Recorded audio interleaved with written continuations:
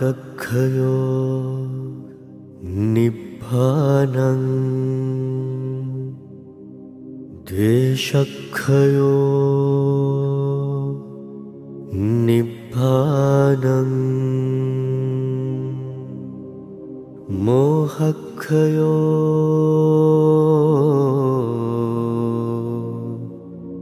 निब्बानं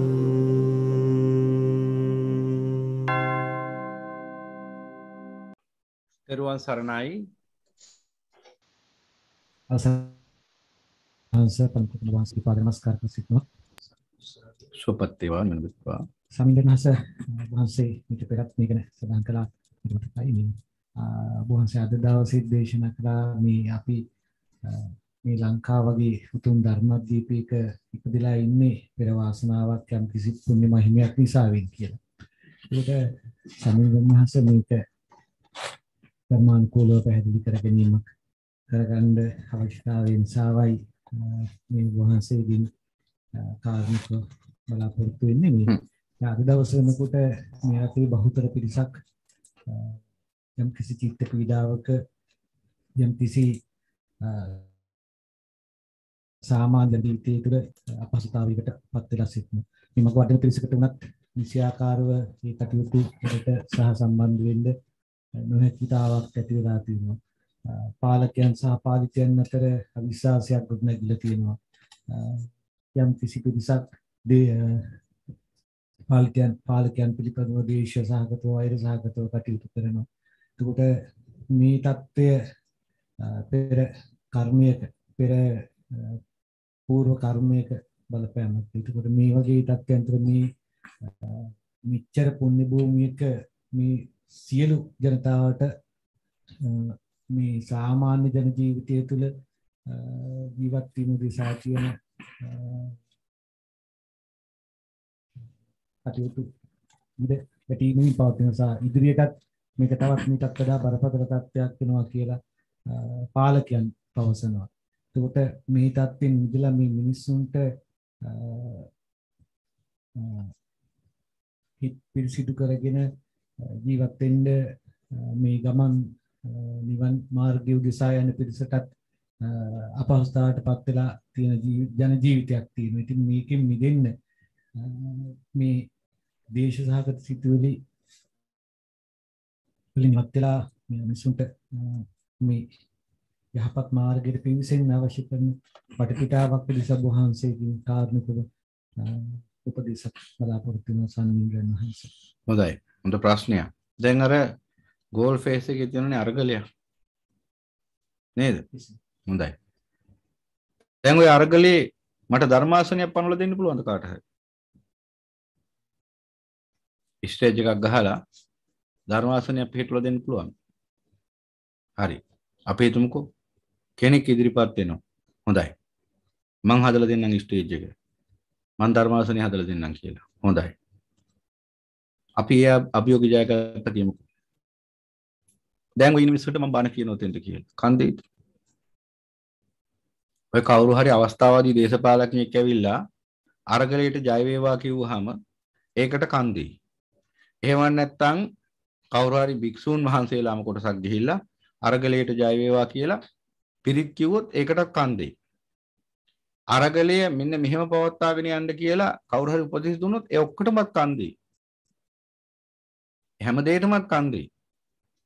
තවදුරටත් කොහොමද අරගලේ ජයගන්නේ? මෙන්න මේ ක්‍රමවේදී සැලසුම් මෙහෙම ක්‍රියාත්මක කරන්න කියලා කවුරු හරි කිව්වොත් ඒකත් කන්දේ. ඒකටත් කන්දේ. ඔය ඔක්කොටම කන්දේ. හැබැයි ඔය ස්ථානට කියලා අපි කිව්වොත් ඕක නෙවෙයි හැබැයි අරගලේ. ඔයිට වඩා භයානක අරගලයක් අප තුලම පවතිනවා. ඔයිට වඩා ලොකු අරගලයක් අපි ඉස්සරහා තියෙනවා. බුදුරජාණන් වහන්සේ දේශනා කළේ හිස ගිනිගත් වෙලාවෙත් ඒ ගින්න ගැන නෙවෙයි අපි හිතන්න ඕන. මේ භව ගින්න ගැනමයි. භව ගින්න ගැන හිතලා භව ගින්නමයි නිවා ගන්න ඕන. මොකද අනන්ත සංසාරේ ඉඳලා අනන්ත කාලයක් බඩගින්න හිටියා.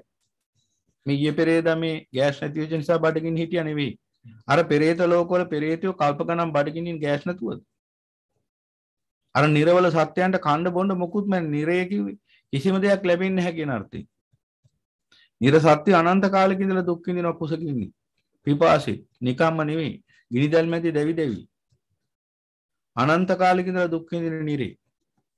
ඊළඟට අසුරය කොච්චර දුක් විඳිනවද निराහාරව. හෙල්ලෙන්න බැරුව ශරීර. හෙල්ලෙන්න බැරි ශරීර වලින් ඉපදිලා. ලෝකාන්තරික නිරේ මහා කල්ප ගානක් තිස්සේ අර මහා දරන්න බැරි උෂ්ණත්වය දරන්න බැරි සීතලත් අන්ධකාරයත් ඇතුලේ දුක් විඳිනවා ලෝකාන්තරික නිර්සත්‍යෝ. පෙරේතෝ ඉන්න අප්‍රමාණ කාලෙක ඉඳලා निराහාරව. පෙරේතයෝ අසුචි වලේ අසුචි කන පෙරේතෙක් ඉන්න භූතකාදක. ඉන්දිකට තුඩක් තරම් පුංචි කටකින් විශාල කලගෙඩියක් තරම් බඩකට ආහාර ගන්න බැරුව දුක් විඳින සුචි මුඛ පෙරේතයා ඉන්නවා. මිනිස්සු ඉවතට දාන කෙලසොටු සෙම ලේ සර්වලේ ලේවකාල ජීවත් වෙන වත්තාස පෙරේතයා ඉන්නවා. කුණු වෙන මලකුණු වල ගන්ධය ආග්‍රහණය කරගෙන ජීවත් වෙන කුණාපාස පෙරේතයා ඉන්නවා. කුණු අලවල් වල කුණු කකා ජීවත් වෙන කුණු ගවරවල වල කුණු උරාගෙන බීලා ජීවත් වෙන කුණු කකා ඉන්න පාංශු පිසාච පෙරේතයා ඉන්නවා. කටෙන් ගිනිදැල් විහිදෙන කන බොන කිසිම දෙයක් බඩට යන්නේ නැති කටේදී මාස් පෙළ යන අග්නිජාලමුඛ පෙරේතයා ඉන්නවා. කොහොමම කියන්නේ ගියොත් අප්‍රමාණ පෙරේත ගොඩක් ඉන්න දුක් විඳින. වසර කෝටි ගණන් තිස්සේ ආහාරයක් නැහැ සත්‍යයන්ට. දවස් දෙකක් එහෙම නෙමෙයි. එතකොට ඒ පෙරේත නිරය අසුර ලෝකයේ පෙරේත ලෝකේ අපිට හැට පේන්නේ නැහැ කියලා කියන්න පුළුවන්. තර්කවාදන ගන්න පුළුවන් මෝඩයන්ට. තර්කවාදන ගන්න පුළුවන් ඕවා පේන්නේ නැහැ කියලා. හොඳයි පේන ලෝකෙන් ගත්තනේ අවබෝධය. අස්පනා අපිටම පේන්න තියෙන තිරිසන් ලෝකෙ. එතකොට අර අඥානකමට හිතෙන්න පුළුවන් තිරිසන් වෙන්නේ අපිට මරාගෙන කණ්ඩ කියලා. දෙවියන් මැව්වේ මරාගෙන කණ්ඩ කියලා අපිට තියෙන අඥානකමට. දැන් ඒතකොට ඒත් දකින්නේ නැහැ දුක. දැන් ඒතකොට තිරිසන් සත්තු කොච්චර කුසකින් ඉන්නවද? දැකලා නැද්ද ඔබ මහා පාරවල් ගාන ඉන්නව බල්ලෝ එහෙම. බඩේ ඇට ටික විතරයි තියෙන්නේ. ඇටකටු කූඩුව විතරයි තියෙන්නේ. දැකලා තියෙන කොච්චර සත්තු ඉන්නවද निराහාරව. ඔබ හොඳට බලන්න තිරිසන් සත්තු දිහා මොනතරම් පීඩාවකින් දොන් ඉන්නේ. ඔය පන්සලට එන යන ඔය වඳුරෝ රිලව් ඔහම එනවා. ඒ අසරණ සත්තුන්ගේ ජීවිත දිහා බලන්න මොනතරම් දුකද විඳින්නේ. ඉන්නේ හිටින්න තනක් නැහැ, කණ්ඩ පොණ්ඩ දෙයක් නැහැ, පිළිසරණක් නැහැ, බෙහෙතක් හේතක් නැහැ. තමන්ගේ දුක කියා ගන්න කෙනෙක් නැහැ. දුකට පිහිට වෙන කෙනෙක් නැහැ. නින්දක් නැහැ රැ එළි වෙනකම්. බයෙන් තැතිගෙන ඉන්නේ හැමතිස්සෙම. තව මොකෙක් හරි වෙලා මරාගෙන කයි. හැමතිස්සෙම බයෙන් සැකෙන් පෙලි පෙලි පීඩා විඳ ඉන්නවා. එහෙනම් වසර කෝටි ගාණක් තිස්සේ ඔය සතර අපාය දුක් විඳින්න සිද්ධ වෙනවා. ඔය සතර අපායට වැටුනොත් නැවත කුඩේමක් ඇත්තෙම නැහැ. සතර අපායට වැටිච්ච කෙනෙක් නැවත මිනිසෙක් වෙනවා කියන එක කොච්චර දුර්ලභ කාරණාවක් දේශනා කරන කවුරුද උපමාව. කනකස් බෑවා. අර වියගස් දෙක මොහොතකට එකතු වෙලා ඒක විහ හැදිච්ච දවසට කනකස් බෑවෙක් ඇවිල්ලා කනකස් බෑව පොයේ දවසට එන්නේ නැහැ. කලුවර පොයේ දවසට අයිනේ අම්මාවක පොයේ දවසට පුර පොයේට එන්නෙත් නැහැ. නමුත් පුර පොයේට මේ සතා අයිනේ වසර 100කට වතාවක් වතුර යට ඉඳලා උඩ එනවා. ඒන දවසට පුරහඳ පායලා තියෙන්න ඕන. අර වෙලේදි කැඩලා විසි කරලා දාපු වියගස් කැල් දෙක එකට එකතු වෙලා විය ඇහැ හැදිලා තියෙන්න ඕන. මේ එක හැක් විතරක් පේන කැස් බෑවට ඒ පේන හැම මෙන්න මේ විය හැට තියාගන්න පුළුවන් වෙන්න ඕන. ඒ වෙලාවේ ආකාශය පුරහඳ පායලා තියෙන්නත් ඕන. එනවාද වශයෙන් ඔය උපමාව මීට ඉස්සලා විස්තර කරලා තියෙන නිසාද කියන්නේ යන්නේ. එහෙනම් ඔන්න ඔය කනකැස් බෑවා මහන ඔය වියසුදුරින් ඒ ආකාරයෙන් හඳ දැක්කත් සතර පායට වැටිච්ච සත්‍යයක් නැවත මිනිසෙක් වෙනවා කියලා මම දේශනා කරන්නේ නැහැ කියලා භාගතුන් වහන්සේ ජිග්ගල සූත්‍රය දේශනා කරා. නැවත මිනිසෙක් වෙන එක ඒ තරම් දුර්ලභයි කියලා. එතකොට මේ ලැබිලා තියෙන මේ මනුස්ස භවය නේද? එතකොට ඒ මනුස්ස භවය තව ඕනෑම මොහොතක ක්ෂණයකින් අහිමි වෙලා යන්න පුළුවන්. පහුගිය කාලේ දකින්න ලැබෙන්නේ නැති ඔබටම කට්ටියටම ජීවත් වීමේ අයිතිය උදෙසා සටන් වදින්න ගිය කී දෙනෙක් ඔය ආරකලිය ඇතුලේ මැරලා වැටුණාද? ඉල්ලුවේ ජීවිතය ලැබුණේ මරණේ. දැන් උන්ට හම්බුණාද අයිතිවාසිකම්? දැන් බොරුවට මැරුණාට පස්සේ වටේ පිටේ ඉන්න මිනිස්සු මොකද කියන්නේ? අරගලයෙන් ජයගත්ත, අරගලයෙන් වියගේ වීරෝදාර, අරගලයෙන් මියගේ වීරෝදාර පුතුණුවන්ට අපගේ ආචාර්ය. එහෙම නැත්නම් මහා වීරයෙක් අපි වගේ මොඩ අකතිරු කතා කිව්වට අර මියගේ සත්‍යයට දැන් මොකද ලැබෙන්නේ යහපත? දැන් මේ ජීවත් වෙලා ඉන්න මිනිස්සු බොරු පූජා නම් කියනවා. අර මැරිච්ච ඒ පුද්ගලයා සිහි කරලා මෙහි මොනතරම් ලොකු කතා පැවැත්වුවත් ওই තක්කඩි දේශපාලඥයොත් ඇවිල්ලා කියන්න පුළුවන් අරගලයට ජය වේවා. අරගලය අත්හරින්න එපා. අපි අපිට එකා මැල්ල වැටුණත් මේ අරගලය අත්හරින්න නැහැ කියලා තක්කඩි ජඩ දේශපාලඥයෙක් ඇවිල්ලා කියන්න පුළුවන්. හැබැයි එහෙම කියලා අර මිනිසුන්ව තව තවත් මුලාවටපත් කරන්න පුළුවන්. ඊට පස්සේ අර මැරිලා වැටිච්ච මිනිහා බොරුවට වර්ණනා කරන්න පුළුවන්. අපි වෙනුවෙන් ජීවිතේ පූජා කළේ. අපේ අරගලයේ ජය ගන්නයි ඔහුගේ ජීවිතේ පූජා කළේ. මහා වීරයෙක් අපි අතර ජන සමාජ වීරයෙක් මොනවා කිව්වත් දැන් ඉන්නේ සතර අපාය නම් නිරේ නම් ඉන්නේ. මොකද ද්වේෂයෙන් දැවි දැවි ඉඳින්නේ මරුන්. ද්වේෂයෙන් දැවි දැවි ඉන්න මිනිහා සුගතියට යන්නේ නැහැ. දිව්‍ය ලෝකයට යන්නේ නැහැ. කෙලින්ම යන්නේ නිරේට කියලා බුදුරජාණන් වහන්සේ දේශනා කරනවා. බුදුරජාණන් වහන්සේ පැහැදිලිවම දේශනා කරනවා මහාන ද්වේෂාධික පුද්ගලයා මියගිය සැනින් යන්නේ නිරේටමයි. ද්වේෂ අධික පුද්ගලයා මියගිය සැනින් යන්නේ නිරේට. වෙන කොහෙවත් යන්නේ නැහැ කියලා බුදුරජාණන් වහන්සේ පැහැදිලිවම දේශනා කරලා තියෙනවා. මොකද දෝසෝ මහා සාවජ්ජෝ. දෝෂය කියන්නේ ද්වේෂය කියන්නේ මහා වැරද්දක්. එතකොට ඒ වැරද්දින් පෙලිපෙලි හිටපු කොච්චර ව්‍යාපාදයක්ද? Tamanට අවඩක් කරා කියලා ඕකොන්ගේ හත්මුතු පරම්පරාවම ගිනි තියලා අලු කරන්න ඕන. ගෙවල් දොරවල් යාන වාහන වතු පිටි ඉඩකඩම් ඔක්කොම නැති බංගස්ථාන කරන්න ඕන. අලු දූවිලි කරන්න ඕන කියන මානසිකත්වයක ඉන්න පුද්ගලෙක් මැරුණාම සුගතියට යනවා. එවන් නික්ඛිතෝ නිරේ. මැරිච්ච සුනංගෙන් ගිහිල්ලා උපදින්න නිරේ. එතකොට ඒ වගේ භයානක අනුසුරක් ඉදිරියේ තියාගෙන තමයි මේ අයිතිවාසිකම් ගැන කතා කරන්නේ. එතකොට දැන් මේ මැරිච්ච මිනිස්සුන්ට දැන් ලැබුණද අයිතිවාසිකම්? දැන් එතකොට දැන් ජීවත් වෙලා ඉන්න මිනිස්සුන්ටත් ලැබේ අයිතිවාසිකම්. අපි හිතමුකෝ ඔය අරගලේ ජය අරගෙන කොහොම හරි බඩ වේද බේරගත්තා කියලා. ඒ මැරෙන එක නතර වෙනවා. අපි කියන්නේ තමන්ගේ අයිතිවාසිකම් වෙනුවෙන් පෙනී හිටින්න එපා කියන එක නෙමෙයි. පෙනී හිටින්න මිනිස්සු හැටියට. බුද්ධිමත් මිනිස්සු හැටියට. ඥානවන්ත මිනිස්සු හැටියට. ඔය අරගලේට නෙමෙයි ඔබ ප්‍රධාන තැනක් දෙන්න ඕන. මේ සංසාර අරගලේට. මොකද ඔබ ඔය අරගලේ ජයගත්තත් නැතත් ඔය අරගලේ ජයගත්තත් නැතත් ජරාටපත් වෙන එක නතර වෙන්නේ නැහැ. ව්‍යාධියටපත් වෙන එක නතර වෙන්නේ නැහැ. මරණය කරා ගමන් කරන එක නතර වෙන්නේ නැහැ. ඔය අරගලේ ජයගත්තත් නැතත් ඔබේ ජීවිතයේ ශෝක පරිදේව දුක්ඛ දමන සුපායාස කියන දුක් ගින්දර නිමිල යන්නේ නැහැ සම්පූර්ණයෙන්. ඔය අරගලේ ජයගත්තත් නැතත් ඔබේ චිත්තසංතානෙ හටගන්න රාග ගින්දර, ද්වේෂ ගින්දර, මෝහ ගින්දර කියන ගින්දර නිවිල යන්නේ නැහැ. දැන් ඔතන වැඩි හරියක් මිනිහ තරුණ ළමයි. හොඳට බලන්න මේ ධර්මයේ නුවණින් කල්පනා කරන්න. තරුණ ළමයි ඔතන වැඩි හරියක් ඉන්නේ. තරුණ කමට තරුණ මදයට අවසල ගන්න පුළුවන් තක්කඩි දේශපාලඥයන්ට.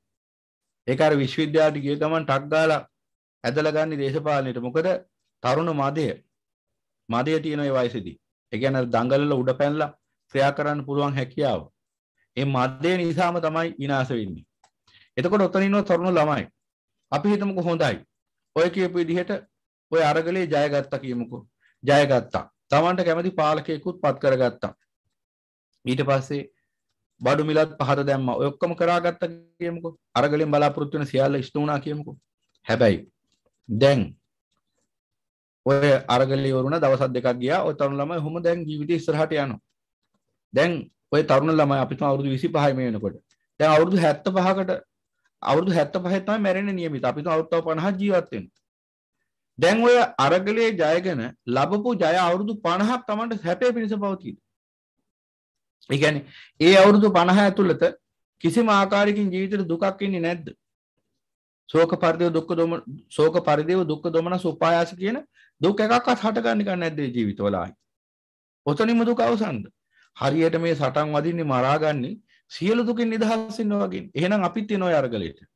කියන්නේ සියලු දුක ඔතනින් අවසන් වෙනවා නම් සියලු දුක් ගින්දර අවසන් වෙනවා නම් එහෙනම් ඒ වෙනුවෙන් ජීවිතේ පූජා කළත් ප්‍රශ්නයක් නැහැ. හැබැයි කොච්චර දුකක්ද අවසන් වෙන්නේ? ඊටාම් සුළු දුකක්. ඒ වෙනුවෙන් නේද මරා ගන්න යන්නේ? ඒ වෙනුවෙන් නේද අප්‍රමාණ පව පුරව ගන්න? ඒ වෙනුවෙන් නේද ද්වේෂය අධික පුද්ගලයා බවට පත් වෙලා වියරු වැටලා දඟලන්නේ? ඒ වෙනුවෙන් නේද? එහෙනම් කල්පනා කරලා බලන්න හැබැයි ප්‍රශ්නේ උන් දැකලාද කියලා? හැබැයි ප්‍රශ්නේ තමන්ගේ අත ළඟ. දැන් හැබැයි අරගලේ ජය ගන්න ඕන අපි. නමුත් අපි ජය ගන්නේ හැමතිස්සෙම අනවශ්‍ය අරගලයක්. සංසාරේ මීට කලින් ඕන තරම් වාර ගානක් ඔය විදිහටම කණ්ඩ නැහැ, බොණ්ඩ නැහැ, අඳින්නේ නැහැ, බෙහෙත් ටික නැහැ කියලා ඕන තරම් උද්ඝෝෂණ අරගල උපවාස කරන්නේ නැති මේ සංසාරේ අනන්ත කාලෙක ඉඳලා. පළවෙනි වතාවට නෙමෙයි අරගල කරන්නේ. පළවෙනි වතාවට නෙමෙයි උපවාස කරන්නේ. උද්ඝෝෂණය කරන්නේ. සසරේ අනන්ත කාලෙක ඉඳලා. වාර ගාන මෙච්චරක් කියන්න බෑ. දැන් අනන්ත කාලෙක ඉඳලා මේ ජීවිතය දක්වාම අරගල කරන් ඇවිල්ලා. මොකද්ද ලැබිච්ච සතුට, සැනසීම, ජය? තාමත් අරගල කරන්න සිද්ධ වෙලා තියෙනවා. තාමත් ජීවත් වීමේ අයිතිය ඉල්ලා හිටින්න සිද්ධ වෙලා තියෙනවා. මොකද ඒකට හේතුව අරගල කරා මිසක් පිනක් දහමක් වැඩි වෙන්නේ නැහැ ජීවිතේ. මිනිහෙක්ගේ ජීවිතේට සැප සම්පත් ලැබෙනවා නම් සම්මුතික වශයෙන් හරි ලෞකික වශයෙන් හරි ඒ සැප සම්පත් ලැබෙන්නේ ආයුෂ වර්ණ සැපබල ප්‍රඥා පහ වැඩෙන්නේ පුණ්‍ය ශක්තිය නිසා. ඒ පින බල්ලට දාලා මොනවා හරි තියෙන මෝඩ තකතිරු දේශපාලන අදහසක් ඔලුවට තියාගෙන සැප හොයන අඥාන ජනයාට කවදාද සැප ලැබෙන්නේ? ඔහොම යනකොට නිරේන මුණ ගැහි කට්ටියටම. අඥාන අවස්ථාවදී තක්කඩීන්ගේ කතාවට රැවටිලා වටිනා තරුණ ජීවිත විනාශ වෙනවා. වටිනා තරුණ ජීවිත විනාශ වෙනවා. මිනිහෙක්ගේ ජීවිතේට සැප සම්පත් උදා වෙන්නේ මිනිස්සේ ධර්මයේ හැසිරෙනකොට. දස අකුසලෙන් වැළකීලා ජීවත් වෙන්න ඕන. දාන මාන ආදී පින්කම් නිරන්තරයෙන් සිද්ධ කරන්න ඕන. එතකොට ඔය කිසිම දුකක් නැහැ. රටේ මොන ප්‍රශ්න තිබුණත් තමන්ගේ රැකවන්නේ ඒ ධර්මයෙන් සලසලා දෙනවා. ගලන්න මේ ධර්මයේ හැසිරෙන අපේ බුද්ධ ශ්‍රාවකයෝ ඉන්නවා. ඒ අයත් මේ රටේ සමාජිකව නෙවෙයිද?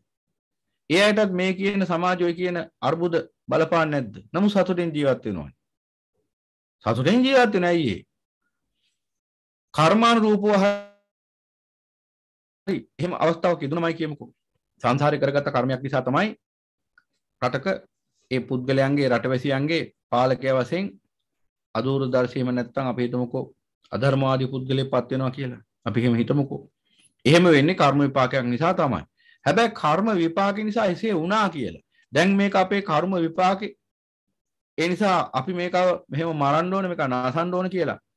ඒ අරගල කරමින් ගහමරා ගනිමින් එකිනෙකා සමග කුලල් කා ගනිමින් ඉන්නකොට මොකක්ද ආයි වෙන්නේ? ආයි කර්ම රැස් වෙන එක නේද වෙන්නේ? එහෙනම් මෙච්චර කාලයක් දැන් දුක් විඳින්න කර්ම නිසා දැන් කරන්නේ මොකද? ආපහු කර්ම රැස් කරගන්න එක තව තවත් අනාගතේ දුක් විඳින්න.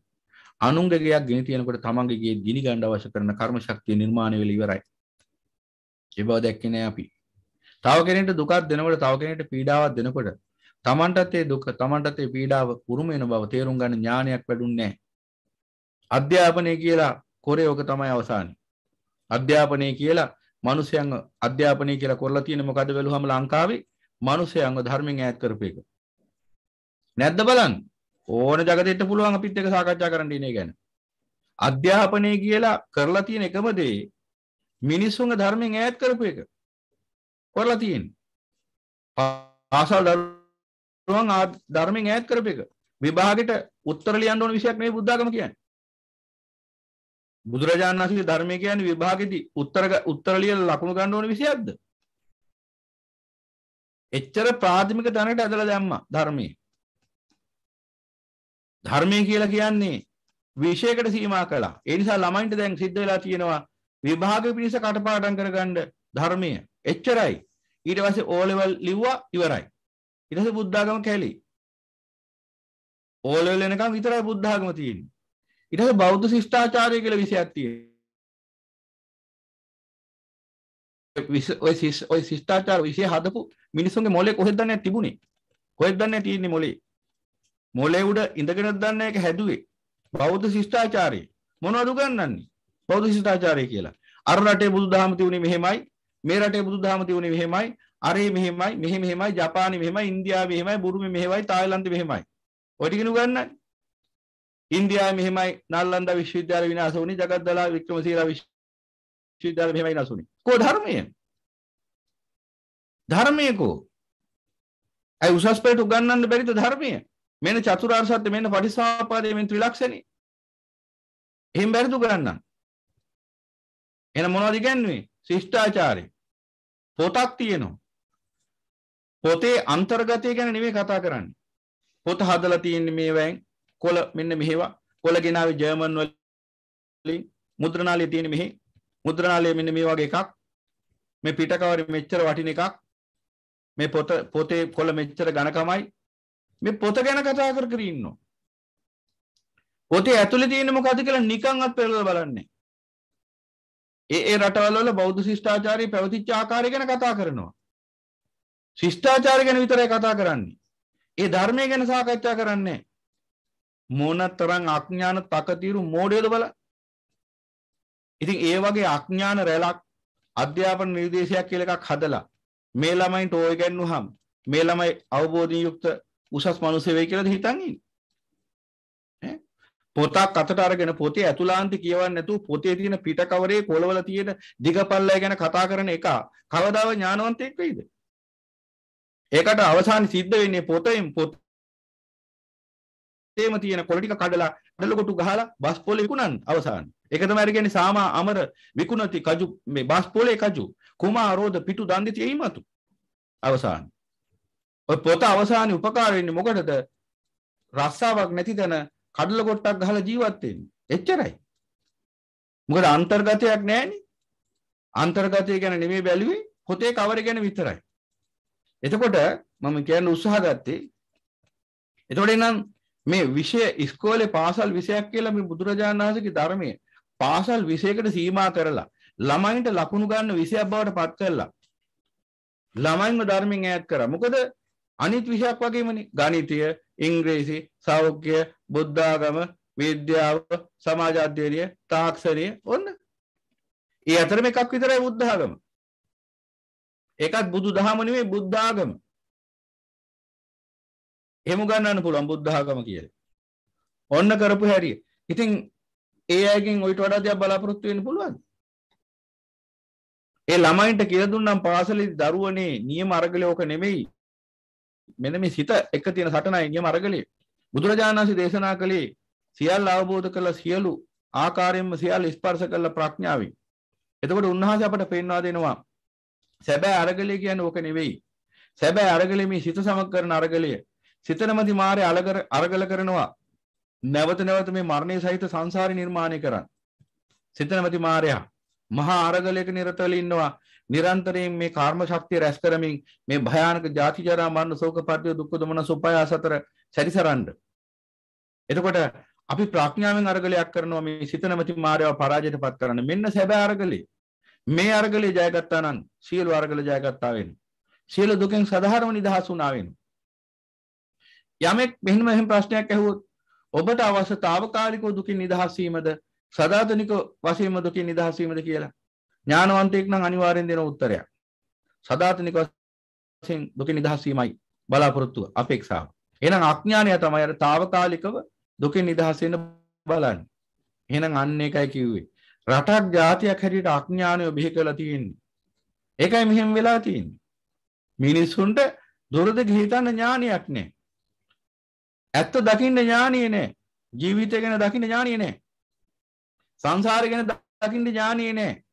අර අපේ ඔය නිකන් ගමේ කීමටත් කියන්නේ නිකන් කොල්ලොත් කියන්නේ එදා වේලට උවස් කියලා. අන්න එහෙම ඉන්නේ. එදා වේල හොයාගත්තා නම් ඇති. අර තවත් කියන්නේ කණ්ඩ දෙනවා නම් අපට බොණ්ඩ දෙනවා නම් අපට මොනකෙන් ගෙඩියක් තව ඕන කියන්නේ කියලා. කණ්ඩාය බොණ්ඩයි දෙනවා නම් අපිට බලා ගන්න පුළුවන් ඔය අරගලේ මැරෙන තුරුවතන් තියෙයි. ඊටර දෙයක් බලාපොරොත්තු වෙන්නේ නැහැ.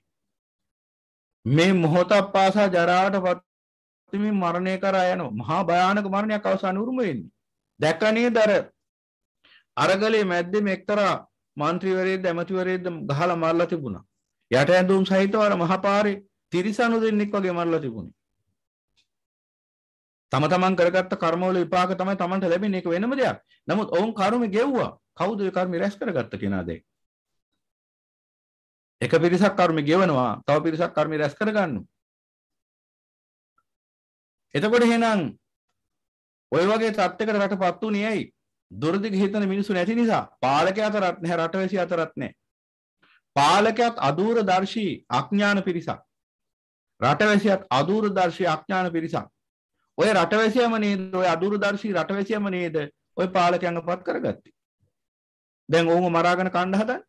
Tamanne වැරද්ද කරලා තියෙන්නේ එහෙනම්.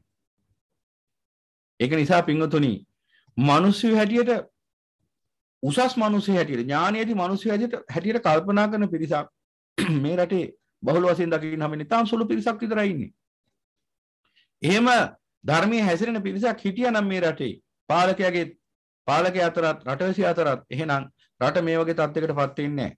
දැන් ওই මිනිසුන්ට අපි එළි වෙනකන් රැ වෙනකන් බන කිව්වත් කොහොම නෙවෙයි මිනිසුනේ කටයුතු කරන්න ඕන. මෙන්න මේකයි සැබෑ අරගලය.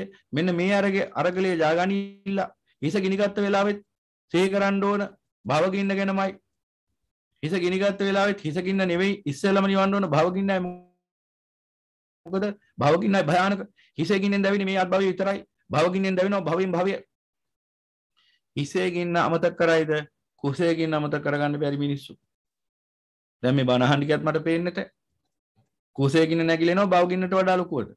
එතකොට බණ අහන එක පැත්තකින් තියලා ඒ ගින්නට විසඳුම් හොයනවා නැගිටලා ගිහිල්ලා. මම මේ ඔබට කියන්නේ කරුණාවෙන්. නැතෝ කිසි කෙනෙක් එක මගේ අමනාපයක් නැහැ. හැම මිනිස්සෙම මේ සංසාර දුකින් නිදහස් වෙන්න ඕන. තමන් ඒ කටයුතු කරන ආකාරයමයි තමන්ගේ විනාශය පිණිස පවතින්නේ. ඉතින් බුද්ධ ශ්‍රාවකයෙක් වෙච්ච පිරිසටත් කුසේකින් අමතක කරලා භවගින්න නිවා ගන්න හැකියාවක් නැත්තම් අනේ අර බණපදයක්වත් අහපු නැති මිනිසුන්ට මොන අවබෝධයක්ද? ඔය මිනිසුන්ට කුසේකින් තමයි ලොකුම ගින්න. ඉතින් ආර්ය ශ්‍රාවකයන්ටත් කුසේකින් දරා ගන්න බෑ. භවගින්න නිවා ගන්නට වඩා කුසේකින් ඉස්සෙල්ලා නිවා ගන්න යනවනම් ඉස්සෙල්ලා එහෙනම් අර මිනිස්සු ගැන මොනවද කියන්නේද? ඒ අසරණ මිනිසයන්ට අපි උපරිම අනුකම්පා කරන්න ඕන. මොකද මෙලෝ අවබෝධයක් නැති මිනිස්සු එහෙම හැසිරුණාට කමන්නේ නැහැ. නිසා අන්න ඒකයි කිව්වේ.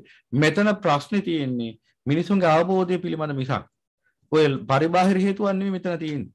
මිනිස්සු ධර්මයේ තුල හැසිරෙනවා නම් මේ රට ශාස්ත්‍රීය වෙනවා, සම්පෝෂිත වෙන්නේ. ධර්මයේ තුල හැසිරෙන්නේ නැහැ.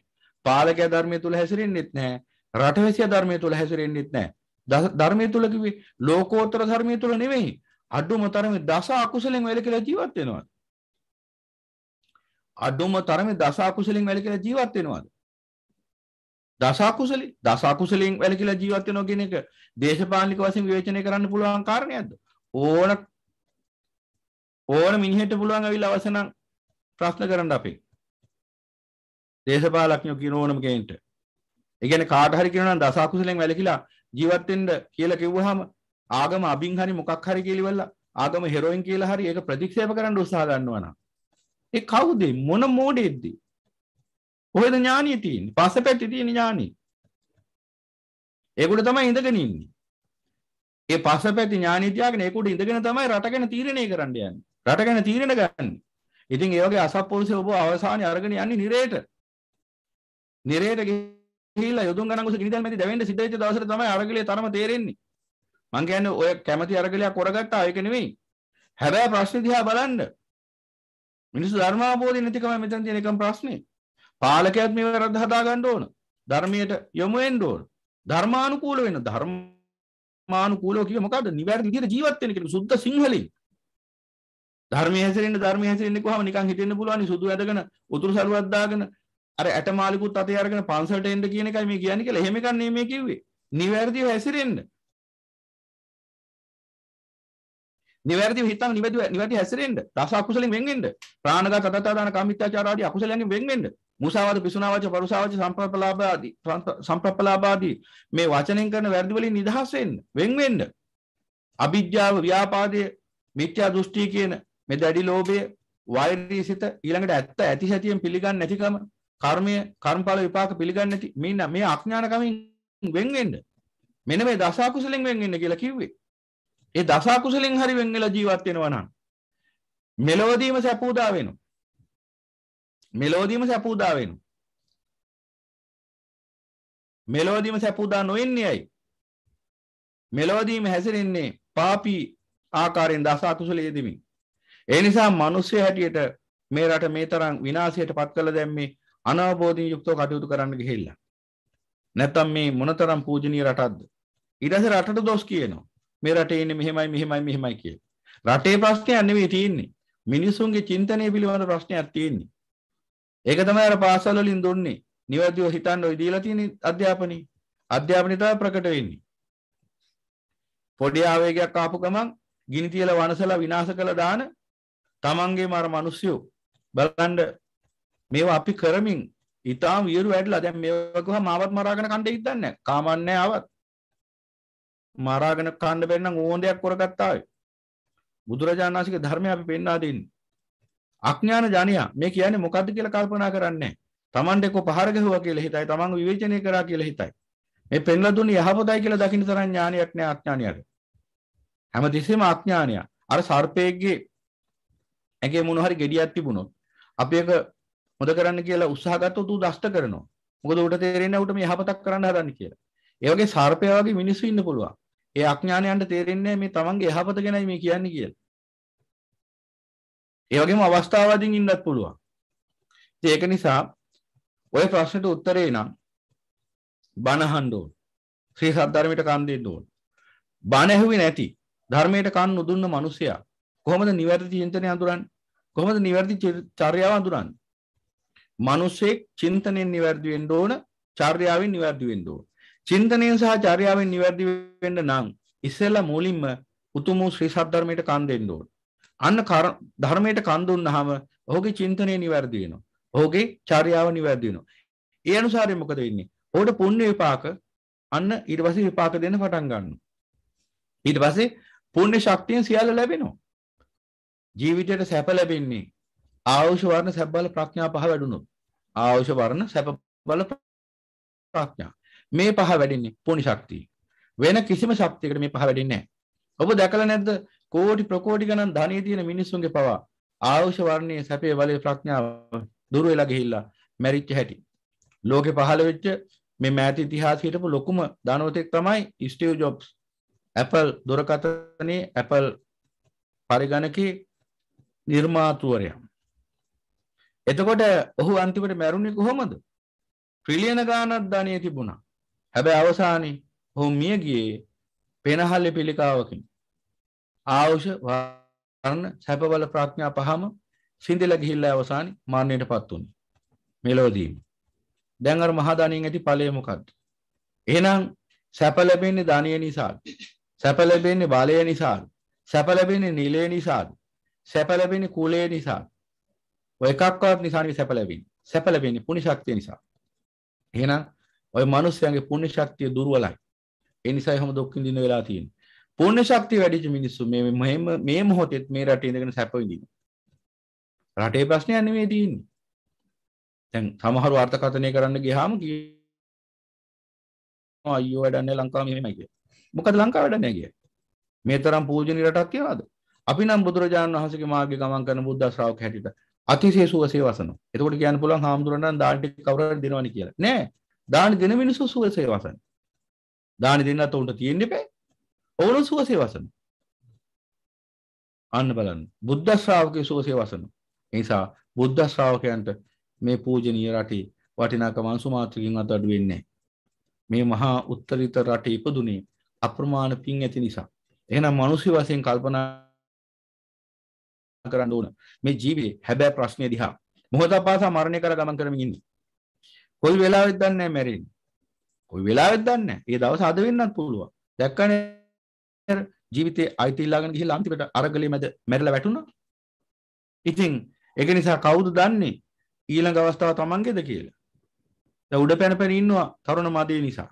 අවසානයේ සතර අපායට ගිහිලා නතර වෙන්නේ. ඒ සතර අපායට ගිය දවසට තමයි දැනගන්න හම්බෙන්නේ නෑ දාට. මේක කීමක් විතරයි නිකන්. සතර අපායට වැටිච්ච දවසට තමයි තමන්ගේ අඥානකමේ තරම වැටෙන්නේ. වැටෙන්නේ නෑ දාට. මොකද එහෙම තේරුම් ගන්න තරම් ඥානයක් නෑ. නමුත් එදාට තැවි තැවි ඉන්න පුළුවන්. එදාට මොකද උනේ කියලාවත් දන්නේ. අයියෝ මේ මොකද උනේ කියලා හඬා වැළපෙන්න විතරයි අවසානයේ සිද්ධ වෙන්නේ. යොදුන් ගණන් ඔස කිනිදැල් මැදි දැවිද්දි.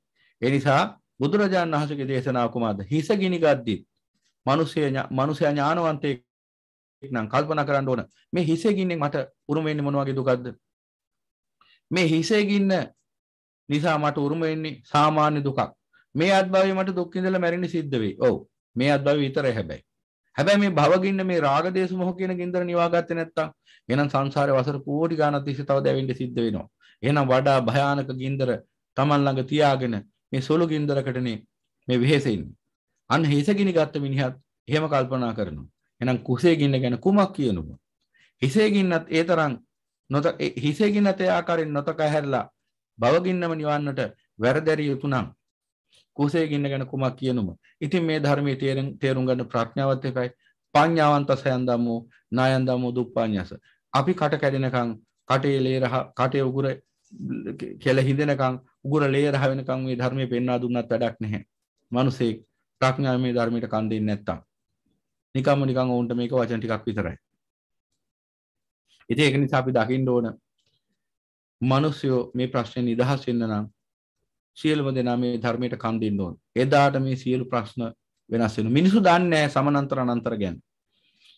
මිනිස්සුන්ගේ තියෙන මෙන්න මේ සමානතරේ වෙනස් වුණා නම්, ඒ කියන්නේ මිනිස්සු ධර්මයෙන් යුක්ත පිරිසක් බවට පත් වුණා නම්, මිනිස්සු ධර්මදර පිරිසක් වුණා නම්, මිනිස්සු ධර්මයේ හැසිරෙන ධර්මිෂ්ඨ මිනිස්සු කොටාසයක් වුණා නම් අනිවාර්යයෙන්ම පාලකයා විශ්ලේෂණය යනවා. අනිවාර්යයෙන්ම මිනිස්සු ධර්මවාදී, ඒ කියන්නේ සමස්තයක් වශයෙන් රටේ ඉන්න ජනතාව ධර්මිෂ්ඨ පිරිසක් වුණා නම් අමුතුවෙන් ආයි උඩ පනින්න ඕනේ, අරගල කරන්න ඕනේ, ගෙදර යන්න, දාලා යන්න, දැන් ඇති කීකී උඩ පනින්න ඕනේ, කර්මෙන් ඉවත් කළා දානවා.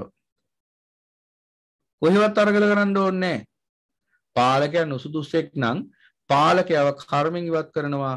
මිනිස්සු ධර්මිෂ්ඨ වෙච්ච දවසට මොකද ධර්මිෂ්ඨ මිනිස්සුන්ව පාලනය කරන්න ධර්මිෂ්ඨ පාලකයෙක් පහළ වෙන්න ඕන. එදාට කර්මෙන් ඒ තීරණය ගන්නවා. එහෙනම් මිනිස්සු ධර්මිෂ්ඨ වෙන්න ඕන. එතකොට සියලු ප්‍රශ්න විසඳෙනවා. එහෙම නැතුව මිනිස්සු අධර්මිෂ්ඨ වෙනකන් කවදාවත් පාලකයා ධර්මිෂ්ඨයෙක් වෙයි කියලා හිතන්න එපා. ඒ දෙපැත්තම තියෙනවා. මිනිසුත් අධර්මිෂ්ඨයි. ඒ නිසා තමයි පාලකයා අධර්මිෂ්ඨ වෙන්නේ. එතකොට දැන් අපි හිතමු මෙහෙම උදාහරණයක්. නැවක් යනවා මොහොතේ. නැවේ ඉන්නවා දහසක් විතර මිනිස්සු. නැවේ කප්පිත් එක්ක ඉන්නවා කපිතාන් කෙනෙක්. දැන් නැව අතරමඟදී මොකක් හරි විනාශ කරලා ලක් වෙලා ගිලෙනවා දැන්. දැන් නැවේ ඉන්නවා මොහොතේ නැවේ ඉන්නවා 1001 දෙනෙක්. මගියෝ 1000යි කප්පිත්තයි. දැන් මේ නැව ගිලෙනවා. දැන් කාටද දොස් කියන්නේ? කප්පිත්තටද? දැන් ওই නැව ගිලෙන්නේ ඔය කපිතාන්වරයාගේ තියෙන වැරද්දක් නිසාද? ඔහු දෙයකට වක් කියන්න ඕන. ඔහු විතරයිද වක් කියන්න ඕන. ඔහුත් වග කියන්න ඕන. ඒක හැබෑව. ඔහු විතරයිද වග කියන්න ඕන. ඒ කියන්නේ නැව ගිලෙන්නේ කපිතාන්වරයාගේ පාපේ නිසාද? ඒ නැවේ ඉන්න මගින් දහසක් දෙනා හොඳ ඊටාම ධර්මිෂ්ඨයිද? නැවේ ඉන්න මගින් දහස ධර්මිෂ්ඨ පිරිසක් නම් ওই නැව ගිලෙයිද? කප්පිත්තා පෞකාරයෙක් වුණා. අපි හිතමු කප්පිත්තා නැත්තම් නැවේ කපිතාන්වරයා අපි හිතමුකෝ එයා අධර්මිෂ්ඨ කෙනෙක් කියලා. එයා දස අකුසලයේ දෙන කෙනෙක් කියලා. හැබැයි නැවේ ඉන්න මගින් දහසම දස කුසලයේ හැසිරෙන ධර්මයේ හැසිරෙන පිරිසක් නම් ඔය අනුතර සිද්ධ වෙයිද? කර්මානුරූප විශේෂ හේතුවක් තිබුණොත් ඔය 1001 දෙනාම කරගත්ත කර්මික විපාකයක් වශයෙන් ආවොත් ගිලෙන්න පුළුවන්. එතකොටත් මං අහන්නේ දොස් කියන්න ඕන කපිතාන්වරයාට. ඒ මගින් හොඳ අයද? මගින් හොඳ අය වුණා නම් නැව ගිලෙනවද? එහෙනම් නැව ගිලනකොට බොරුවට අර කපිතාන්වරයාට විතරක් දොස් කියලා වැඩක් නැහැ. උඹගේ කර්ම නිසා අපි මේ දුක් විඳින්නේ කියලා. තම තමන් කරගත්ත දේ තානුවයි තමන්ට විපාක ලැබෙන්නේ. යාදිසං වපතේ බීජං තාදිසං හරදේ පලං කල්යාණකාරීවා කල්යාණං පාපකාරීවා පාපකං. වපුරපු විදියට අසන්න ලැබෙනවා. පින් වපුරපු මිනිසුන්ට සැප ලැබෙනවා. පව් වපුරපු මිනිසුන්ට දුක ලැබෙනවා. අදටත් බලන්න පාපී ආකාරයෙන් ඕන්නම් මේ ඔවුන් කෙරේ කරුණාවෙන් අද වුණත් මේ මොහොතේ වුණත් ඔය ගෝල් ෆේස් එකට ගිහිල්ලා මේ බණ ටික කියන්න ගියොත් අනිවාර්යෙන් ওই මිනිස්සු පව් කර ගන්නවා. අනිවාර්යෙන් ওই මිනිස්සු අපිට බණ වැඩක් නැහැ. ඔබ වහන්සේ යන දීල්ලයකට යන්න අපි අරගලය කරනවා. අපිට උපදෙස් දෙන්න ඕනේ. අපි දන්නවා අරගල කරන හැටි, අපි දන්නවා අයිතිවාසිකම් දිනා ගන්න හැටි, ඔබ වහන්සේකින් ඇති බණ වලින් අපිට වැඩක් නැහැ කියලා අනිවාර්යෙන්ම ධර්මයට නිග්‍රහ කරලා පළව හරිනවා.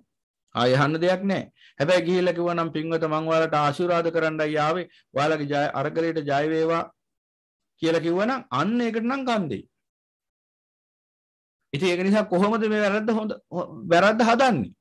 දැන් ප්‍රියන්ත මහත්මයා ප්‍රශ්නෙට උත්තරේ. එතකොට කල්පනා කරන්න දැන් උදාහරණයක් ගත්තොත් වලක වැටලා ඉන්න මිනිහෙක්. වලක වැටිච්ච මිනිහෙක් ඉන්නවා. දැන් මේ මිනිහට උඩට එන්න විදිහක් නැතුව ඉන්න මහ වලක වැටලා ලිදක. අපි කඹයක් දානවා කොටට වරෙන් කියලා. උදව්වක් වශයෙන්. එහෙනම් ඉනිමගක් දානවා කොටට එන්න කියලා ලිදට. මේ මිනිහා අර ඉනිමගේ නගින්නෙත් නැත්තම් අර ලණු එල්ලෙන්නේ නැත්තම් කොහොමද මේ මිනිහා කොට ගන්නේ? අපිටත් සිද්ධ වෙන්නේ වලට පයින්නද? ඒක නිසා මේ ප්‍රශ්න වලින් නිදහස් වෙන්න මාවතක් තියෙනවනේ.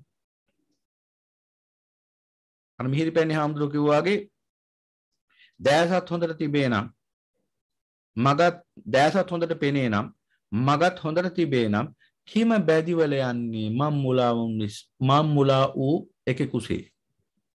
කිම බැදිවල යන්නේ මං මුලා වූ එකකුසේ. ඇයි බැදිවල යන්නේ? තමන් චින්තනයෙන් චර්යාවෙන් නිවැරදි වෙන්නේ නැතුව ලෝකය සාර්ථක ලෝකේ සාධාරණ ලෝකයක් වෙයි කියලා හිතන එක තමයි අඥානකම. තමන් චින්තනයෙන් නිවැරදි නම් තමන් චර්යාවෙන් නිවැරදි නම් එදාට 아무තෙන් ආයි ලෝකය හදන්න යන්න ඕනේ නැහැ. ලෝකේ නිවැරදි වෙන එදාට. ලෝකේ කිව්වේ ඇස කන නාසය දිව ශරීරය මනස රූප ශබ්ද ගන්ධ රස ස්පර්ශ ධර්ම කියන මේ 12 ආයතන ඇතුලේ සකස් වෙලා තියෙන මේ චිත්තමය අවකාශය. ඕක ඇතුලේනේ දුක විඳින්නේ. දුක තියෙන්නේ පරිබාහිර ලෝකේ නෙවෙයි, දුක තියෙන්නේ තමන්ගේ අනවබෝධය ඇතුලේ. එහෙනම් මිනිස්සු දුක් විඳින්නේ තමන් අනවබෝධයෙන් යුක්තව කල් ගෙවන නිසා. ධර්මයේ හැසිරෙනවා නම් කොයි ලෝකෙන් හරි යාගේ ජීවන අවශ්‍යතා ටික ඉෂ්ට වෙනවා. මොන ක්‍රමෙන් හරි යාගේ ජීවිත අවශ්‍යතා ටික ඉෂ්ට වෙනවා, ජීවන අවශ්‍යතා ටික සම්පූර්ණ වෙනවා, අවශ්‍යතා ඉෂ්ට වෙනවා. ඒක තමයි හැටි. අර ශාලිය කුමාරයා ගැන එක්තරා කතා පුවතක් සඳහන් වෙනවා ධර්මයේ. ශාලිය කුමාරයා දුටුගැමුණු රජුගේ පුතා. පෙර භවයක ආර්ය උත්තමය උදෙසා දන් දීලා තියෙනවා. මහරහතන් වහන්සේලා විශාල ප්‍රමාණයක් උදෙසා දන් දීලා තියෙනවා. මේ අනුරාධපුර ප්‍රදේශයේම ලෝකුරුවෙක් වෙලා ඉපදිලා ඉඳලා තියෙනවා පෙර. එහෙම ඉන්නකොට තමන් දුක් මහන්සියෙන් උපයාස අපයාගත්ත දෙකින් රහතන් වහන්සේලා 8 නමක් උදෙසා දන් දෙනවා. මෙන්න මේ දානේ කොච්චර බලවත් එකක් වුණාද කියනවනම් ඊට පස්සේ දිගින් දිගටම උසස් කුලවල ඉපදිලා ඊට පස්සේ ඔය ප්‍රධාන කතා පුවත එළඹෙන කාලයේ දුටුගැමුණු රජුගේ කාලයේ මේ කාලේ දුටුගැමුණු රජතුමාගේ පුතෙක් වෙලා උපදිනවා. ශාලි කුමාරයා. දුටුගැමුණු රජතුමාගේ පුතාලා එකම පුතා වෙලා. එතකොට මෙන්න මේ ශාලි කුමාරයා කොච්චර පින්වන්තයෙක්ද කියනවනම් ඒ කියන්නේ අර පෙර මහරහතන් වහන්සේලා 8 නමකට දන් දීලා ඒ ගොඩනැගිච්ච පුණ්‍ය ශක්තිය කොච්චර බලවත් එකක්ද කියනවනම් කොහේ හරි ගියොත් යම්කිසි තැනකට අර සීවලි හාමුදුරන්ට වගේ සීවලි මහරහතන් වහන්සේට වගේ හැමදේම ලැබෙනවා. වස්තුව කොහේ ගියත් කැලේකට කොලේකට ගියත් ආහාර පාන ටික ලැබෙනවා. එක්තරා අවස්ථාවක මේ ශාලි කුමාරයා තමන්ට මේ පුණ්‍ය ශක්තිය තමන්ට නිරන්තරයෙන් ක්‍රියාත්මක වෙනවාද කියලා බලන්න කිසිම මිනිසෙක් නැති කිසිම මනුස්ස පුරුටක්වත් නැති මිනිස්සු නැති ජන ශූන්‍ය ප්‍රදේශයකට යනවා. බලන්න තමන්ගේ පුණ්‍ය ශක්තිය ක්‍රියාත්මක වෙනවද බලන්න. ඒ මහා මිනිස්සු නැති මහා ජන ශූන්‍ය ප්‍රදේශයට ගිය වෙලාවෙත් ඔහුගේ පුණ්‍ය ශක්තිය කොච්චර බලවත්ද කියනවනම් දෙවිවරු ආහාර පාන අරගෙන ඉනවා මුණ ගැහෙන්නේ. අන්න බලන්න. ඒ කියන්නේ පින් කරපු කෙනාට දන් දීපු කෙනාට කවදාවත් වර්ධින්නේ නැහැ. කොතන කොහේ හිටියත් එයාට අවශ්‍ය ටික ලැබෙනවම ඉහෙටත් උඩින්. ඉතින් එහෙනම් මිනිස්සු මේ දුක්ඛිත ජීවිත ගත කරන්නේ කුමක් නිසාද කියලා බැලුවාම මේ ධර්මයේ හැසිරෙන්නේ නැහැ. දන් දෙන්නේ නැහැ, පින් රැස් කරගන්නේ නැහැ. අධර්මයේ හැසිරෙනවා. ඉගෙන ගන්න විතරයි කාලය වැය කරන්නේ. කෝස් ඉගෙන ඉස්කෝලේ යන්න, විභාග ලියන්න, ඩිප්ලෝමා කරන්න, කෝස් කරන්න, උපාධි ගන්න ඕවට විතරයි කාලය වැය කරලා තියෙන්නේ. ඕවට විතරක් කාලය වැය කරලා ඒ උපාධි ගැන බම්බුවත් අරන් ඇවිල්ලා අතෙන්ට ඇවිල්ලා කඳුළු ගෑස් වලින් හොඳට සංග්‍රහය ලබාගෙන කඳුළු හලහල ඊට පස්සේ වැළපෙනවා. අනේ අපේ ජීවිත වලට බලන්නකෝ වෙච්ච දෙයක්. අපිට මෙහෙම අපිව දුකටපත් කරා පාලකයා. කවුරුවත් ඔබ දුකටපත් කරේ නෑ. ඔබ විසින් දුකටපත් වුණා. දැන් එහෙම කියනවා නම් අපි මේ බුද්ධ ශ්‍රාවකයෝ අපි කී දෙනෙක් මුණ ගැස්සන්නද ඔබට? මේ අපේ බුද්ධ ශ්‍රාවකයන්ගෙන් උත්හන්න. ඔවුනුත් මේ රටේ සමාජිකයෝ. ඔවුනුත් මේ රටේ පුරවැසියෝ.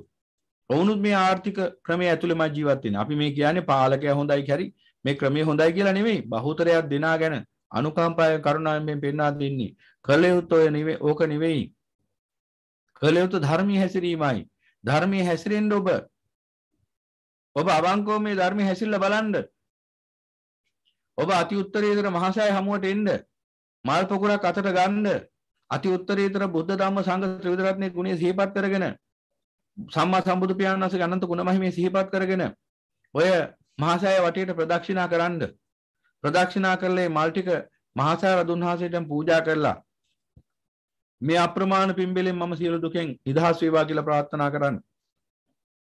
සම්මා සම්බුදු පියාණන් වහන්සේ මාව සියලු දුකෙන් නිදහස් කරන සේක්වා කියලා උන්වහන්සේට දැනුම් දෙන්න ආරාධනා කරන්න. තම තමන්ගේ නැනපමණින් එසේ පින් රැස් කරගන්න. ඊට පස්සේ බලන්න ඔය සියන සේරම දුක් ගැහැටි ඉවර වෙන්නේ නැද්ද කියලා. රස්සා නැති අයට රස්සා ලැබෙයි. කණ්ඩ බොඬ නැති අයට කණ්ඩ බොඬ ටික ලැබෙයි. වස්ත්‍ර නැති අයට වස්ත්‍ර ලැබෙයි. අධ්‍යාපනය නැති අයට අධ්‍යාපනය ලැබෙයි. ඒ සියල්ල පුණ්‍ය ශක්තියෙන් ඔබේ දෙපා මුලටම ලැබෙයි. ඒ දේ කරන්නේ නැතුව බොරු දේවල් කරන්න එපා. ඔය වගේ සංසාරේ අනන්ත කාලෙක ඉඳලා අපි මෝඩ වැඩ කර කර ආපු ගමනක් මේක. දැනුත් කරන්නේ ඔය මෝඩ වැඩේ නම් ඉතින් ඉස්සරහට සැපයක් නෑ ජීවිතේ. හැමදාම දුක තමයි. හැමදාම කොහොම අරගල කරන්නද? රටේ පාලකයා සම්බන්ධයෙන් ගැටි ගැටි හැමදාම ජීවත් වෙන්නද? කවද වෙනකන් කොහොම ගැටින්නේද? අපි හිතමු දැන් අවුරුදු 25 වයස තරුණියගේ අවුරුදු 75ක් වෙනකන් ඔබ ජීවත් වෙනවා නම් තව අවුරුදු 50ක් ඔය විදිහටම කටයුතු කරන්නද? එපමණක් නොවේ මරණින් පස්සේ ජීවිතය කෙබඳු ජීවිතයක් වේවිද? ඒ මරුණාට පස්සේනේ දැන් අපි ජීවත් වෙලා ඉන්න එපයි. ඔන්න වගේ මෝඩ කතාවක් කියන්න පුළුවන් තකතිරු කමට. ඔව් ජීවත් වෙලා ඉන්නවා කියලා හිතාගෙන තමයි බොහෝ දෙනා අරගල කරේ අවසානයේ. ඒ අරගලිය මැද්දමයි මැරිලා වැටුනේ. ඒ නිසා පින්වතුනි මරණය කියන එක කොයි මොහොතේ උදා වෙනවද කියලා අපි දන්නේ නැහැනේ. එහෙනම් ඥානවන්ත මිනිස්සුන් නම් කවදාවත් ප්‍රමාද වෙලා ඔහොම කටයුතු කරන්නේ නැහැ. හැබැයි ප්‍රශ්නේ දිහා බලන්න. හැබැයි ප්‍රශ්නේ ඇවිල්ලා මේ සංසාර දුකයි. එහෙනම් මේ ලැබිච්ච වටිනා මනුෂ්‍ය ජීවිතයෙන් අග්‍රඵල නෙලා ගන්න පුළුවන් වෙන්න ඕන. එකපාරක් මට මතකයි එක්තරා රූපවාහිනී නාලිකාවක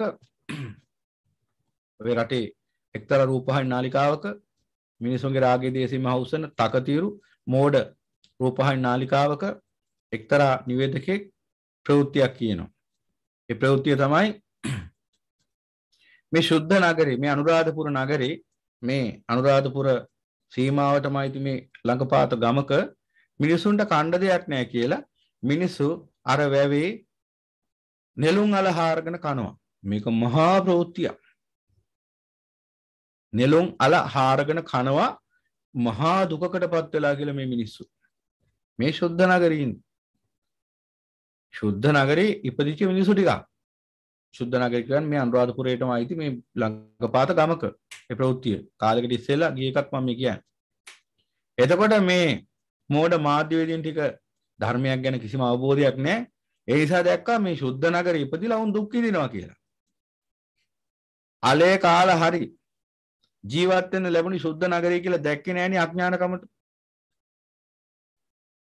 අප්‍රමාණ පින් රැස් කරගෙන මෙලවත් පරලොව සැපයට පත් කරගන්න පුළුවන් ජීවිතයක් මේ ලැබිලා තියෙන කියලා දැක්කද? ඒ මෝඩ අඥාන ජනයා දුක් විඳින්නේ අලේ කන්න හම්බෙච්ච නිසා නෙවෙයි, මොලේ නැති නිසා. මොලේ තිබුණා නම් අලෙත් සැප වැඩි කියලා දැන් තේරුම් ගන්නවා එහෙනම්. එහෙනම් අප්‍රමාණ පින් රැස් කරගෙන මෙලොවදීම මේ කර්ම විපාක වෙනස් කරගන්න දක්ෂ වෙනවා. මම පොඩි කතා පුවතකුත් කියන්නම්කෝ අනුරාධපුරයේම කතා පුවතක්. සුමනා නම් බාලිකාවගේ කතා පුවත. මේක තියෙනවා සිහලවත්වයේ තියෙන රසවාහිනියේ තියෙනවා. සුමනා නම් බාලිකාවක් අම්මයි දුවයි. දුව තරුණ දුවක් දැරියක් යෞවන දැරියක් අම්මා ටිකක් වයසයි. මේ අම්මටයි දුවටයි ඉන්න ගයක් තිබුණේ නැහැ. අන්තිම දුප්පත් අම්මයි දුවයි. අන්තිම දුප්පත්.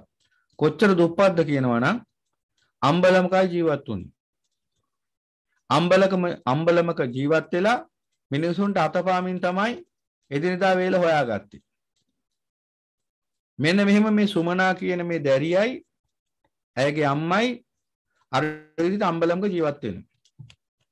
මෙහෙම ජීවත් වෙනකොට එක්තරා දවසක මේ සුමනා නම් මේ දැරියට දකින්න ලැබෙනවා. සුමනා නම් දැරියට දකින්න ලැබෙනවා භික්ෂුන් වහන්සේලා 4 නමක් පින්ඩපාතේ වැඩලා පින්ඩපාතේ නැතුව ආපහු හිස් අතින් නැවත ආරාම බලා යනවා. මේ දැරිය මේක දැක්කා. මේ දැරිය මේක දැකලා අම්මට දුවගෙන ගිහින් කිව්වා අම්මේ අනේ අපිට මහා වාසනාවක් උදා වෙලා මේ මම දැක්කා පින්ඩපාතේ නැති ස්වාමීන් වහන්සේලා 4 නමක් ආපහු හිස් අතින් පාත්‍රෙත් අරගෙන ආරාම බලා යනවා. අපිට අනේ අම්මේ අපි දන් දෙමුකෝ. අපි මේ දන් නොදීපු නිසායි මේ දුප්පත් වෙලා ඉපදිලා තියෙන්නේ. සංසාරේ අනන්ත කාලෙක ඉඳලා අපි මේ විදිහට දන් නොදී ඉඳ ඇති. ඒ නිසායි අපිට මෙහෙම දුප්පත් වෙලාද හිඟමනේ යන්න වෙලා තියෙන්නේ. අද අපි මේ අම්බලමේ ජීවත් වෙන්නේ. අනේ අම්මේ අපි දානියක් දෙමුකෝ. අනේ අම්මේ අපි දානියක් දෙමුකෝ කියලා කියනවා. කිව්වහම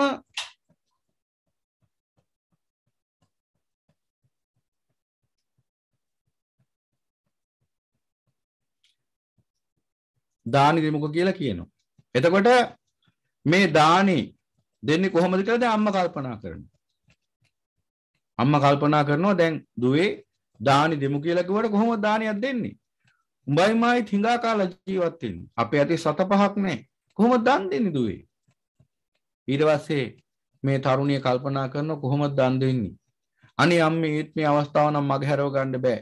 අපි දන් නොදීපු නිසා අද දුප්පත් වෙලා අපි මේ දුක් විඳින්නේ බලන්න අපි ගෙවන ජීවිතේ අපිට කණ්ඩ බොන්න ටිකක් නැහැ. ඉන්න හිටින්න තැනකුත් නැහැ. හරියට වස්ත්‍රයකුත් නැහැ. අපි බලන්න මොනතරම් අසරණ ජීවිතයක්ද ගෙවන්නේ. අනේ අම්මේ අපිට මේ දානි කොහොම හරි අපි දීලා අපි මේ සංසාර දුකෙන් නිදහස් වෙමුකෝ. පුළුවන් විදිහකට අපි දානි දීලා මේ සංසාර දුකෙන් නිදහස් වෙමුකෝ කියලා මේ දුව යෝජනා කරනවා. නමුත් අම්මා කල්පනා කරනවා මොකද්ද දුවේ කොහොමද අපි දන් දෙන්නේ? මුකුත් නැහැනේ අපේ. අපි දෙන්නත් බොහොම අමාරුයිනේ මේ ජීවත් වෙන්නේ කියලා කල්පනා කරනකොට මේ දුවට ආව හොඳ අදහසක්. ඒ තරුණියට තිබුණා දිග කෙස් කලඹක්. මේ තරුණිය කිව්වා අම්මේ මට පුළුවන් මට මේ කොණ්ඩේ වැඩක් නැහැ. මම මේ කෙස් කලඹ කපලා විකුණන්නම් නගරයට ගිහිල්ලා. ඒ කාලේ තිබුණා ක්‍රමයක්. ඒ තමයි අදත් මං හිතන්නේ ඇති. ඒ කියන්නේ ඔය කොණ්ඩේ නැති කාන්තාවෝ ඒ වගේ ඒ කේශ කලාප අරගෙන ඒවෙන් අර අවශ්‍ය තමන්ගේ අවශ්‍ය කරන කොණ්ඩේට අවශ්‍ය කරන සැරසිල්ලක් හදා ගන්න. ඉතින් හවරියද මොකද්ද කියලා. ඊට පස්සේ මෙන්න මෙහෙම හවරිය හදා ගන්න කොණ්ඩේ විකුණන්න පුළුවන්. ඊට පස්සේ මේ තරුණිය කියනවා මේ සුමනා නම් බාලිකාව කියනවා අම්මේ මම ශ්‍රීලමට ගිහිල්ලා මගේ මේ කොණ්ඩේ විකුණලා මං එකේ මුදලක් අරන් එන්නම් කියලා. ඉතින් අම්මා සතුටු වුණා දැන්. මොකද අදහස් හොඳයිනේ. දන් දෙනවා කියන එක ඉතාම ශ්‍රේෂ්ඨයිනේ. ඉතින් දුව කොහොම හරි නගරයට ගිහිල්ලා තමන්ගේ අර වටිනා කේස් කලම තමන්ට එච්චරමයි තුනේ අසරණ දැරිය. ඇයිට එච්චරමයි තිබුණේ. ඇයි ඒක විකුණලා ඒකෙන් ගත්තා කහවණු කීපයක්. ඊට පස්සේ ඒ කහවණු වලින් දානි හදන්න අවශ්‍ය කරන කලමනා ටිකක් ආහාර ද්‍රව්‍යات අරගෙන නැවතාව ඇවිල්ලා අම්මත් එක්ක එකතු වෙලා ඉක්මනින්ම දානි ටික හදලා අර ස්වාමීන් වහන්සේලා 4 නම හොයලා උන්වහන්සේලාට කියලා පූජා කරා. උන්වහන්සේලාට පූජා කරලා ඊට පස්සේ ඒ තරුණිය බොහෝම සතුටින් පින් අනුමෝදන් වෙලා ආය අම්බලමටම ආවා. ඊට පස්සේ දන් දෙනකොට කිව්වා අය දැන් හාමුදුරුවෝ දන්නවා මේ අම්බලමක ජීවත් වෙන අසරණ දුගී දියණියක් කියලා, තරුණියක් කියලා. ඉතින් හාමුදුරුවෝ කල්පනා කරා මෙබඳු සිගමනේ ගිහිලා ජීවත් වෙන මේ සුමනා නම් බාලිකාවට කොහෙන්ද දන් දෙන්න සල්ලි. ඊට පස්සේ දැක්කා කොණ්ඩේ කපලා. මොකද කොණ්ඩේට උනේ? කොණ්ඩේ ටික විකුණලා, කෙස් කලබ විකුණලා තමයි ඒ මුදලින් මේ දානි දෙන්නේ. අර හාමුදුරුවෝ 4 දෙනාටම මහා සංවේගයක් ඇති වුණා. උන්වහන්සේලා කල්පනා කරා මෙච්චර කැපකිරීමක් කළා නේද මේ අසරණ තරුණිය මේ දානි දෙන්නේ. මේ දානේ කෙලෙස් සහිතව වළඳන්න හොඳ නැහැ. ඒ නිසා අපි වීරිය උපදවමු කියලා මේ භික්ෂුන් වහන්සේලා 4 නම මොකද කරේ? පාත්‍රයේ වහලා වීරිය උපදවලා අරිහත් ඵලයටපත් වෙලා මිසක් මේ දාන පාත්‍රයට අත තියන්නේ නැහැ කියලා අදිෂ්ඨාන කරගෙන විදර්ශනා වඩන්න පටන් ගත්තා. 4 දෙනා 4 දෙනා වහන්සේම රහත් ඵලයටපත් වුණා. 4 දෙනා වහන්සේම රහත් ඵලයටපත් වෙනකොට මේ සිදුවීම් බලාගෙන හිටියා දෙවිවරු. විවිධාකාර අල්පේශාක්‍ය දෙවිවරු, මහේශාක්‍ය දෙවිවරු මේ සිදුවීම් බලන් හිටියා. මේ වෙනකොට ලංකා පාලනය කර අනුරාධපුරේ පාලනය කරේ සද්ධාතිස්ස කියන රජුරුව. සද්ධාතිස්ස මහරජතුමා. එතුමාගේ ඡත්‍රයට අධිග්‍රහිත හිටපු දෙවියන්ටත් මේ සිදුවීම දැනගන්න ලැබුණා. ඒ දෙවියා සාදුකාරයක් දුන්නා. ඊට පස්සේ දැන් මුලින් හිතුවා සද්ධාතිස්ස රජුරුව තමන්ගේ දානමය ගුණය දැකලායි ඡත්‍රීන දෙවියෝ සාදුකාරයක් දුන්නේ කියලා. ඒ කියන්නේ වැඩි තැකීමක් කරන්න නැතුව හිටියා. ඊට පස්සේ මෙන්න બોලේ ආරංචියක් එන්න ගත්ත පුදුම සාගත. ඒ තමයි අර ස්වාමීන් වහන්සේලා 4 නමම විදර්ශනා වඩලා සියලු කෙලෙස් නැසලා උතුම් වූ අරිහත් ඵලයටපත් වෙලා උන්වහන්සේලා ඒ උතුම් වූ අරිහත් ඵලයටපත් වෙලා දානීය වළඳන පටන් ගත්තා. දානීය වළඳන පටන් ගන්නකොටම අර තරුණියට මේ මහා පුණ්‍ය ශක්තිය අනුමෝදන් වුණා. කොච්චර දරුණුවට මේ පුණ්‍ය ශක්තිය දිට්ඨ ධම්ම වේදිනිය වශයෙන් බලන්න මහා චේතනාවක් හිතන තියෙනවානේ. කොයිතරම් බලවත් චේතනාවක් ඇයිට නැගින්නද හිතලා බලන්න පොඩ්ඩක් කල්පනා කරලා. තමන්ගේ කොණ්ඩේ කපලා ටවුන් නගරෙට ගිහිල්ලා තමන්ගේ කොණ්ඩේ විකුණලා එකකින් කලමනා ගෙනලා උයලා දාන් දෙන්න තරම් ඇයි කොච්චර බලවත් පුණ්‍ය චේතනාවකින් කටයුතු කරන්න ඇද්ද? ඇයගේ පුණ්‍ය චේතනාව බලවත්කම නිසාම ඇයට දිට්ඨ ධම්ම වේදිනිය වශයෙන් විපාකයක් ලැබෙනවා. මොකද්ද විපාකේ? ෂණේකින් ඇයගේ අර කපපු කොණ්ඩේ ආයෙ දෙන්න ගත්තා. තිබුණාටත් වඩා ලස්සනට කෙස් කලබ වැඩුණා. එපමණක් නෙවෙයි. ඇයගේ ශාරීරය රන්වන් පහයට හැරෙන්න පටන් ගත්තා. ඇය මනුස්ස ලෝකෙදිම දිව්‍යාංගනාවක් බවට පරිවර්තන වුණා. ඇය අප්‍රමාණ රූ ඇති තරුණියක් බවට පත් වුණා. ඊට පස්සේ අම්මට කිව්වා අම්මේ මේ බලන්න මගේ ශරීරය ඔක්කොම වෙනස් වෙනවා. මේ බලන්න කියලා අම්මට පෙන්නනකොට අම්මට සතුට දරා ගන්න බැරි වුණා. ඊට පස්සේ මේ තරුණියගේ මේ සිද්ධ වෙච්ච විපර්යාසය පාරේ යන්නේ මිනිසුත් දැක්කා. ඒ මිනිසුත් ඇවිල්ලා බැලුවා අප්‍රමාණ රුව ඇති දිව්‍යාංගනාවක් වගේ දැරියක් ඉන්නවා. කොහොමද මෙහෙම වුනේ කියලා. ඊට පස්සේ මිනිස්සු කතා බහ වෙන්න පටන් ගත්ත මේ සිදුවීම. ඊට පස්සේ මේ සිදුවීම කන වැටෙනකොට ආපහු අර දෙවරු සාදුකාරයක් දෙන්න පටන් ගත්තා. ඒ වෙලාවෙත් අර සද්ධාතිස්ස රජුගේ ඡත්‍රේන දෙවියා සාදුකාරයක් දුන්නා. ඒ වෙලාවේ සද්ධාතිස්ස රජු ඇහුවා ඔබ නිතර මේ සාදුකාර දෙන්නේ කාවුදිසාද? මාවුදිසාද? නැත රජතුමනි. එහෙනම් අහවල් ගමේ අහවල් දුගී අම්බලමේ ඉන්න මෙන්න මේ නම දරන සුමනා නම් බාලිකාව මෙන්න මේ ආකාරයේ පුදුම සාගත දානයක් අද දුන්නා.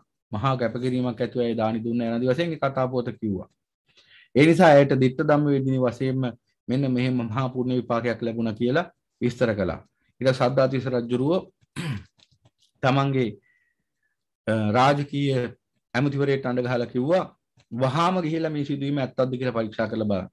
ඊට පස්සේ රාජකීය ඇමතිවරයා ගිහිල්ලා පරීක්ෂා කරලා බැලුවම ඇත්ත. ඊට පස්සේ සුමනා නම් බාලිකාව අම්මත් එක්කම සද්ධාතිස්ස රජුරුව ගාවට එක්කගෙන ආවා.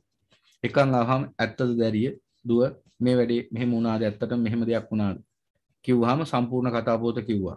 සද්ධාතිස්ස රජුරුව බොහෝ සතුටටපත් වුණා. සතුටටපත් වෙලා ඇහුවා දියණිය ඔබ විසින් අනුමෝදන් කරපු මේ පුණ්‍ය ශක්තිය මටත් අනුමෝදන් කරන්න පුළුවන්ද? ඊට පස්සේ මේ දැරිය කිව්වා පුළුවන් රජතුමනි.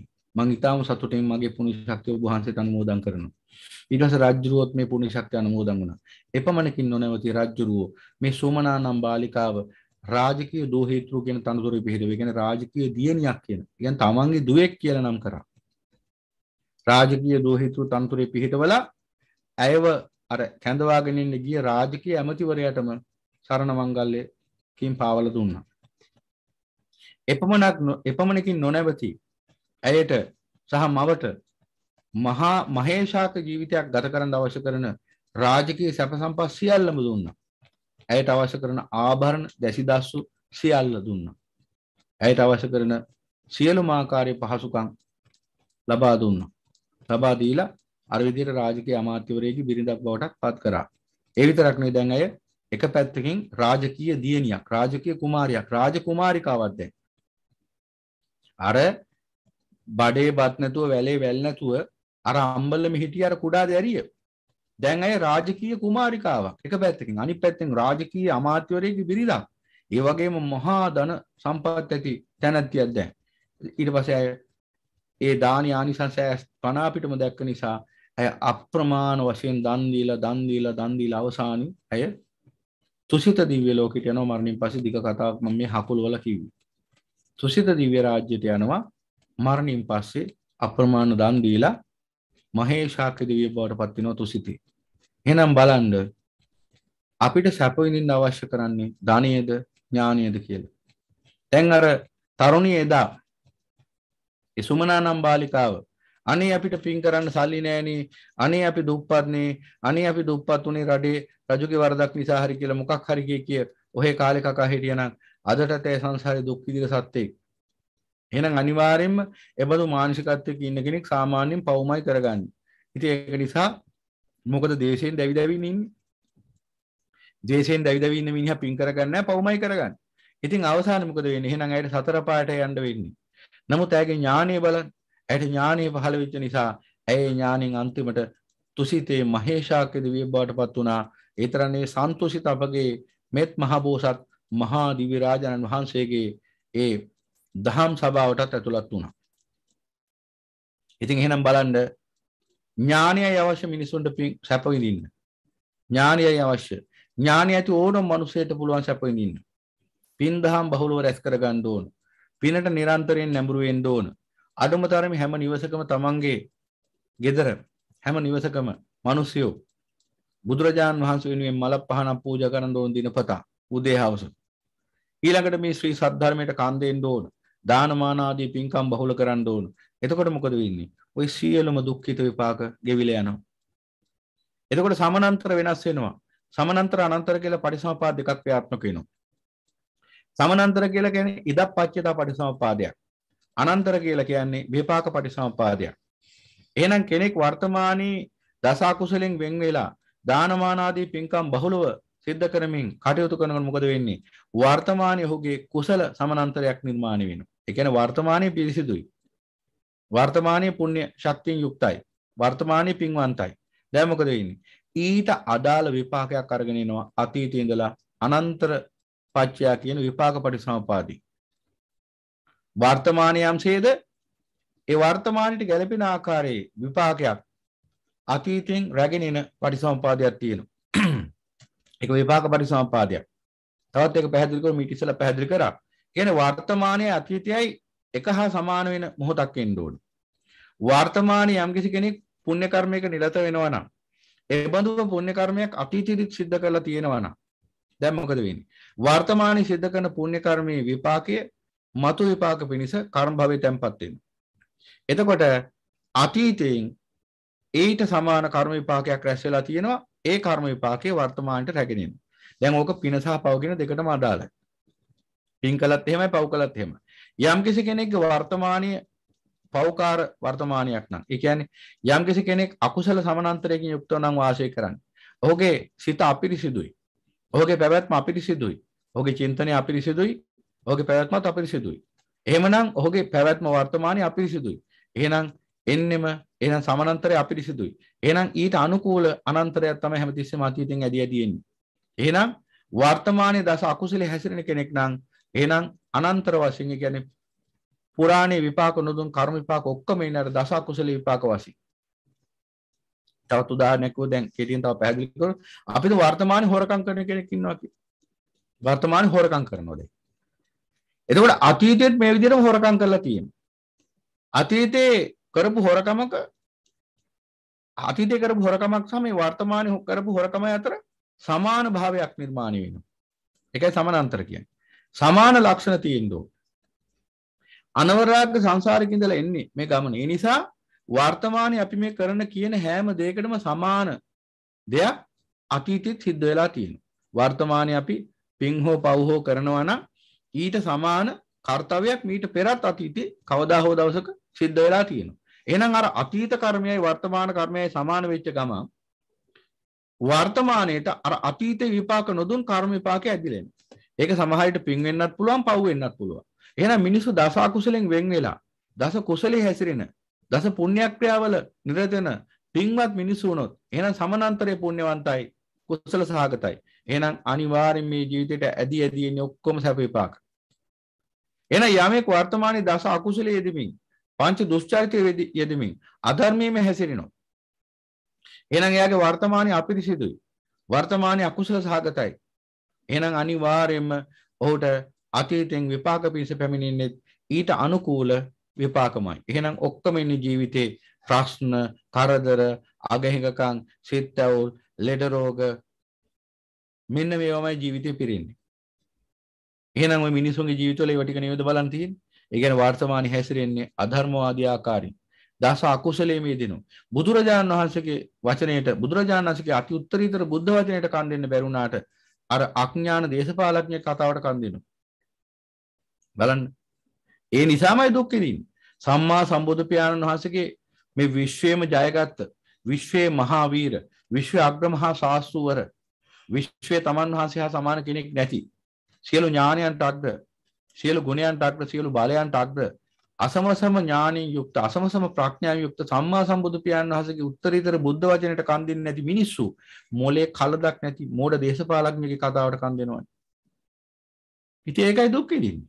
ඉතින් ඒක නිසා වර්තමානයේ අධර්මවාදී ආකාරයෙන් හැසිරෙනවා. වර්තමානයේ දස අකුසලෙන් යුක්ත වාසය කරනවා. ඒ නිසා උන්ගේ ජීවිතවල පිළිලා තියෙන තනිකරම දුක් විපාක. දැන් ඔකට වග කියන්න ඕන වටේ පිටේ ඉන්න මිනිස්සු නෙවෙයි තමන්මයි. ඒ නිසා මේ ප්‍රශ්න වලින් නිදහස් වෙන්න නම් මිනිස්සුયો දස අකුසලෙන් වළකින්න ඕන. ඉස්සෙල්ලම බණ අහන්න ඕන. බණ අහලා දස අකුසලෙන් වළකින්න ඕන ප්‍රථම කොටම.